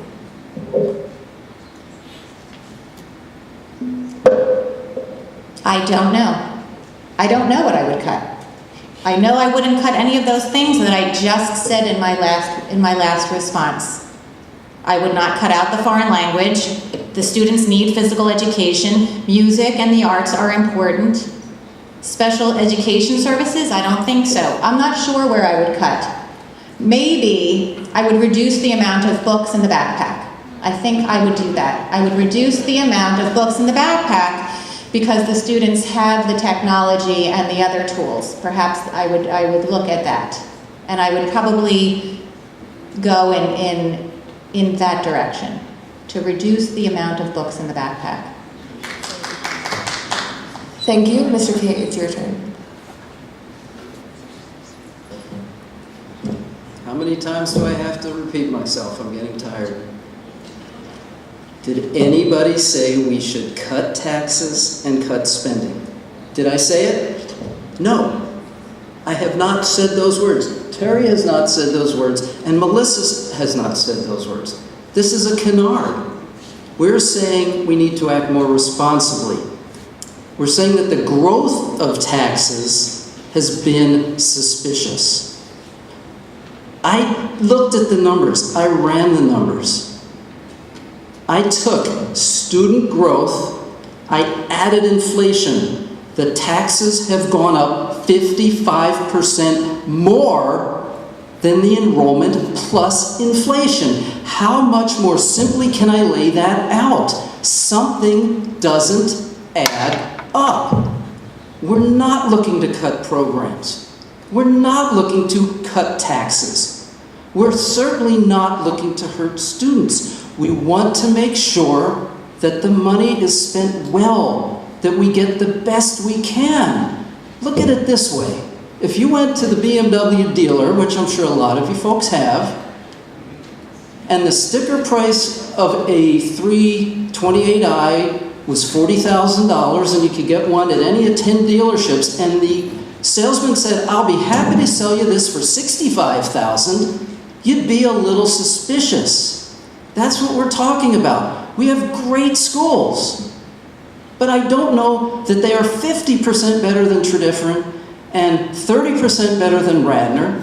I don't know if they're better, but even if they're 5% or 10% better, why does it take us so much more money to get there? What's going on here? How do they manage to pull it off in many other districts? Because when you look at the top 20 schools in Pennsylvania, we are a big outlier on how much money we spend to get into a peer group. Thank you. That's all. Our next question will go to Miss Lori Ackman and Miss Mary Brown. The question is, I have seen signs with, quote, no mega schools in Lower Merion. How do you define a mega school? And what alternate solutions would you propose other than expanding current schools to address the enrollment growth? All right, Ms. Ackman, you'll begin. Yeah, so I think for me, mega school is not necessarily the size of the building, but a school that feels so crowded that it's almost impossible for families, kids, and teachers to feel part of a community and to connect the way that we're used to here in Lower Merion. I will say that right now, obviously, a lot of our schools are, at capacity. We all know what's going on with the growth, and we're exploring those issues. I know that no one on the board wants to have a school that's so overcrowded that kids can't move around. A lot of our core spaces right now at certain schools, like the cafeteria, which is why we're looking at projects at BC and other schools, are too crowded. And we've had to use a lot of our core space, convert some of our core space for classroom use. So we really creatively tried to use all the space we have without, spending additional resources to keep the class size at an appropriate, not ideal level, and our existing school footprint intact. But as we talked about before, there is a point where these schools feel too big to really feel like the current program is positive for students and families, and that the culture of the school actually dissipates because of that. And I think when folks talk about mega school, that's what they're talking about. That's not something that we want either. We've heard a lot of input from the community. So we want buildings, as Melissa said, we need facilities that support the strategic plan. So the strategic plan includes student-driven schools. There's a lot of goals in there related to teacher and student collaboration. We need space to do that. It's hard to get that done at a school where every single piece of space is used for classroom. Thank you. Ms. Brown. This is a very serious concern regarding the disparities among our elementary schools in terms of green space and common space, and it's something that's not going to diminish, as we know, based on the demographic support reports and the demographic support. So I have to tell you, I've thought a lot about this, imagining myself in a situation as a parent of young kids, particularly elementary school children, and I have 5 grandchildren, they're young. So to me, I question, would I prefer a neighborhood school which has perhaps 35 to 40 more children than last year, as long as everyone has common space shared, or would I rather have a longer bus commute for my children? And I'm going to have to say that I would rather believe that the community of the elementary school could pull together and accommodate the extra 35 or 40 children with help from the district in terms of reconfiguring spaces rather than a longer bus ride for children. I'm very concerned about children on buses for a long period of time. Thank you. Question 3 will be answered by Melissa Tadeo and Mr. Terry Spar. The question is, how would you create accountability in poorly performing staff? Mrs. Tidia, you'll begin. I'm sorry, I didn't hear that question. Sorry, I'll repeat it. How would you create accountability in poorly performing staff? I'm sorry, I still can't, you're echoing. How would you create accountability in poorly performing staff? No, I got you.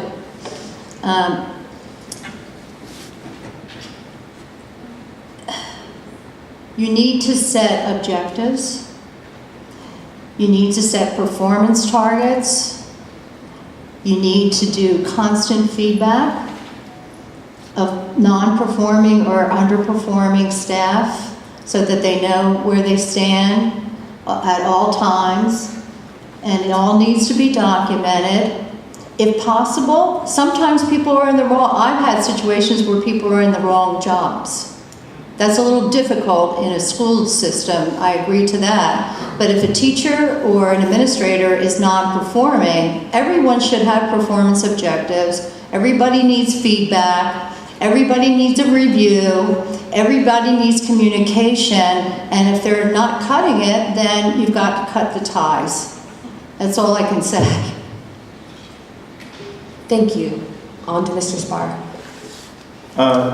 I would say the same thing. That I was in real estate for 20 years in leadership roles and management, and we performed performance reviews, and we held people accountable based on the standards that we expected. And it's the same thing with the board, that we have to set a vision as far as what our expectations are and hold the leadership accountable. It's the superintendent needs to make sure that the teachers, the poor performing ones, are being held accountable, and that means performance reviews and performance improvement plans. And if they are not in the right position, then we need to get rid of them. And unfortunately, I think, and I don't know for certain, I think AJ's done a little more reading on the teacher contracts, but the teacher contracts really don't address that. And it really doesn't give much teeth for the administration to do what they need to do to make sure that we have the best teachers teaching our students. If I could just add one more thought, because I was short before. I was on the board of a private independent school, and what we ended up doing when we were hiring new teachers is that we had a probationary period so that we could basically test them out and find out if they were up to the standards that we wanted. Thank you. On to question 4, that will be answered in order. Melissa Gilbert first, and then Mr. Van Driscoll. The question is, do you believe that the outcome of the ballot question on the PA tax will affect school district funding? How could this affect Lower Merion School District in the short term and in the long term? That's a good question, and I'm not supporting the ballot question, and I think that, anything that basically takes away local control from school boards is potentially a problem. So I'm going to use this time, though, to answer a little bit about a couple of things that I keep hearing. One is about the rankings, and we're talking about the U.S. News and World Report, where LM is 13 and Harrington is 24. The reason why our rankings went down was because the rankings are determined on the basis of the number of students who take AP exams. And what we used to do in this district is we told any student taking an AP exam that they an AP class that they had to take the exam, and we paid for them. And when we did that, we were top 50 in the country. We don't do that now because we're trying to actually meet the holistic needs of students. So we don't want to force students to take tests that they don't have to take unless they want to take them. We don't pay for them anymore. Many of our, and if you're looking at Harrington, the reason why Harrington is lower than LM is because Harrington has the IB program, and so a lot of the kids who would be taking AP classes are taking IB and are not taking those tests. So I just want to go on record explaining why it is, and when you look at more comprehensive evaluations, our schools are ranked very highly. And the other issue is in terms of why is it costing more money to educate kids in this district? It's partly because we have these 2 brand new high schools and much higher debt service.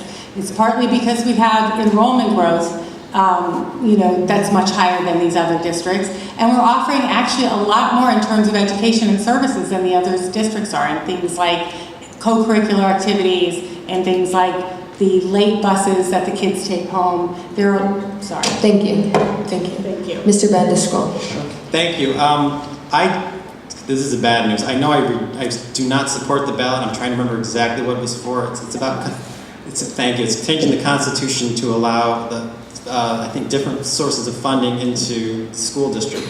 The reason I don't support it is because there's no sense of where that money will come from. So I do understand the desire to shift the tax burden away from just straight property to something else plus property, or maybe eliminating property. I'm happy to have that philosophical conversation and figure out answers to it. But my concern is they're asking for this now, and to my knowledge, Harrisburg has still not passed its half of the spending budget. The revenue part. They haven't, so they passed their spending budget in June. Here we are late October, and they have not figured out how to raise the revenue. And what I'm reading in the paper is they're talking about borrowing against, I think it was either the tobacco settlement or the future proceeds from the Liquor Control Board to balance their operating budget today. Well, I'm reluctant to give that kind of an organization that didn't pass a budget for 9 months, 3 or 4 years ago, more control. I can understand there's questions here and issues, but we deliver on education, we deliver our budgets on time, and we are at least producing these things, and we're not borrowing against the future because we're A, not allowed to, and B, that is just fiscally stupid. Thank you. And now it is time for closing statements. Each candidate will have 1 minute. May I remind you that all these candidates have been randomly selected. We may begin with Ben Driscoll.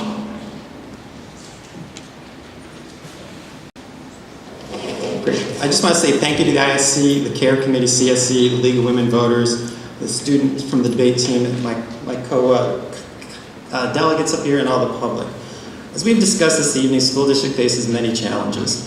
But we as school board directors need the ability to analyze the issues, collect the data, and make the decisions that can never be 100% popular, but are the ones necessary to not only maintain the strong legacy of the Lower Merion School District, but improve upon it. The mere existence of a challenge or a perceived challenge should not be construed as failure. It is important that we maintain the vision of moving the school district forward, and not looking at these things that are deemed as failure when they truly are not. Lori, Deborah, and Melissa Gilbert and I know how to separate fact from fiction. We have the passion to continue implementation of this vision for an excellent education for all. Let none of us forget, the school district is not about buildings and lawsuits and presentations. It's about students. And we need to deliver for them the best that adults can do. So on November 7th, please vote for Lori Ackman, Ben Driscoll, Deborah Finger, and Melissa Gilbert. Thank you. Terry Spar.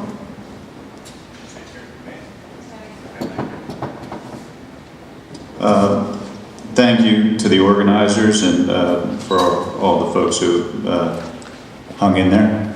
An excellent functioning board needs to follow the laws. They need to set a vision for the school and clearly articulate that vision through the administration, to the teachers, the students, the parents, and the school district as a whole. Board leaders must be able to keep an open mind of all opinions, and they need to be able to take that information and gather all facts and figures around any issue, promote lively debate and discussion, and to better vet those issues, and make strategic decisions that are in the best long-term interest of all the stakeholders in our community. I'm thoroughly confident that my colleagues and I can do that to the best of our abilities, and thank you for attending. Thank you. Next is Mary Brown. I believe that Lower Merion schools are leading the way, and it makes a difference in the way testing is accomplished and grading is accomplished and course selection is accomplished. I believe that Lower Merion is pushing in its own way, not too aggressively, but testing the way in which we can deliver, plan and deliver a wonderful curriculum for every student. I would like to encourage us to look at reducing the number of required courses in high school and granting credit for varsity athletes who participate, anyone who participates in a varsity sport, earn phys ed class credit for that, as well as other options. Thank you. Thank you. Moving on to Lori Ackman. Thanks again to the organizers, for our debate teams, and everyone who came out tonight. We've heard a lot about vision tonight, and I'd like to say that the current board has put out a very strong vision for what we believe in our strategic plan, and the slate of us running, one thing we really share is a core value of complete commitment to delivering the best public education we can in Lower Merion.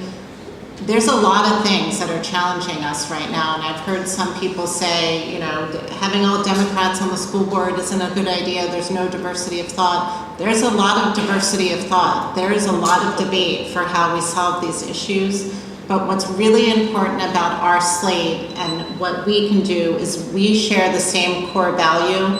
I'm not sure what other core values other candidates are putting out there, but we know our core value, and at the end of the day, we're going to get to solutions because we're committed to that core value. I can't stress how important that is. These issues are difficult, and they could easily drive us apart, where it could be much harder to get to solutions. Thank you. Thanks to everyone. Moving on to Melissa Tadillo. Thanks for attending tonight and being with us to the Slate Hour. In my wildest dreams, I never thought I would run for office. Deciding to run for a position on the school board, that was the right decision for me. Because I know I can affect change. I can bring good governance, leadership, and trust back into the schools and back to the taxpayers and the residents of our community. I think the lawsuit was a wake-up call for all citizens to be vigilant and to understand the issues. Our school board has a fiduciary responsibility to use our financial resources wisely while providing an excellent quality education for our students. I will challenge the thinking of the school board. I will offer fresh ideas and perspectives, and I will bring sunlight to push away the clouds that we're operating under with this current lawsuit. Thank you. Please vote for us. Thank you, on Ms. November Tadillo. 7th. Moving on to AJ Kate. Thank you, everybody. My plea is to look beyond what people say to what they do. Look beyond the happy talk about progressive education. Look beyond the scare tactics about education being under attack. Education is not under attack in Lower Merion. We pay our teachers the most, we spend the most, we've debted up the most. We are resource rich, and there's no attack other than a self-inflicted wound by a group of folks who broke the law. So please look beyond the happy talk and ask about, are we delivering on the happy talk? I'll leave you with this thought. Everybody claimed they were that special education is so important to them. Then why do we find the need to lawyer up all the time? If everything is so great, after 8 years of the progressive vision, or 12 years, or 20, why do we find ourselves getting into ditches like this? Thank you, Mr. Kate. Moving on to Deborah Finger. I appreciate the time you've given us tonight, and thank you to the debate team for hosting. Our slate is committed, experienced, dedicated, and we work well together. And while there are many reasons to vote, here are some reasons to vote for me. I believe in what Nelson Mandela said: education is the most powerful weapon which you can use to change the world. I'm invested in the success of our schools and our community and believe they are inherently related. I don't bring my own agenda. My agenda is what's best for the teaching and learning environment, and I will look for alignment to that vision.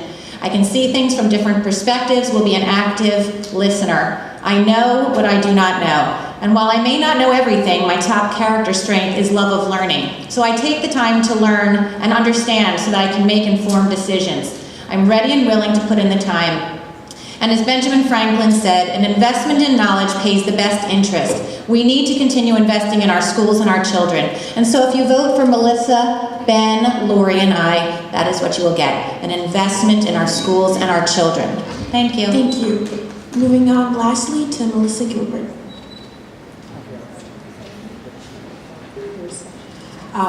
Thank you to everyone for listening. Thank you to the organizers, and I'd like to give a shout out to our terrific students. As an experienced board member, I want you to know I'm committed to maintaining the excellence of our public schools, and I ask for your vote to continue my service. I've worked countless hours with my colleagues Lori and Ben to create and implement an innovative, progressive strategic plan to ensure excellence and equity for all of our children, to ensure fiscal responsibility during unprecedented enrollment growth and state mandates, and to increase communication and transparency with stakeholders across the district. And finally, to defend our children's right to high-quality public education and our community's right to elect people who represent their values. There is still much work to be done. Ben, Lori, Deborah, and I are well positioned to protect public education and to ensure continued excellence of our schools. Thank you for your consideration. Thank you very much. Thank you to all the candidates. This concludes our forum. Audience, thank you for holding. Hold on. You can applaud now. 1 second. I'm Lucy Klein. I feel the need as one of the sponsoring organizations and coordinator here to address the accusation that the sponsoring organizations bias the questions in favor of the incumbents. We approached this debate with no political bias. In fact, we gave both parties the opportunity to submit what questions or topics that they wanted to cover tonight, and I will note that the Republicans chose not to respond until after the deadline. Second, individuals have known who the sponsoring organizations of this debate have been for quite some time. It is the Interschool Council, CARE, the Committee to Address Race in Education, and the Committee for Special Education. And they knew that the sponsoring organizations were working together along with the students from the debate teams to put the questions together. It is up to the candidates to educate themselves on those organizations that are sponsoring this debate. I will note, especially around the question of special education, 1/3 of the students in this district have an IEP, a GIEP, or a 5 or 4. That is not a small number. So as a representative volunteer, as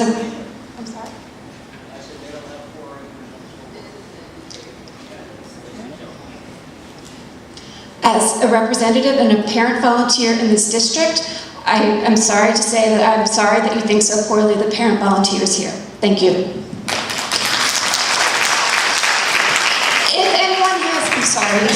If anyone has questions for the candidates, I know that there were many audience questions that we could not answer. There were 50 cards and we had 4 questions. There is a paper in the back on the table with the candidate information that has contact information for each candidate that they provided to us so that if you have follow-up questions, you can reach out to them directly.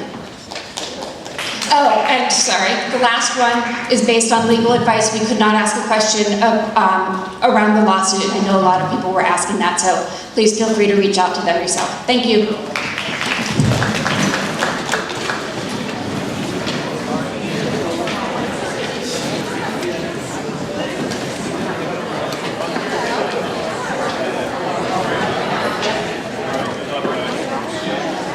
Stop.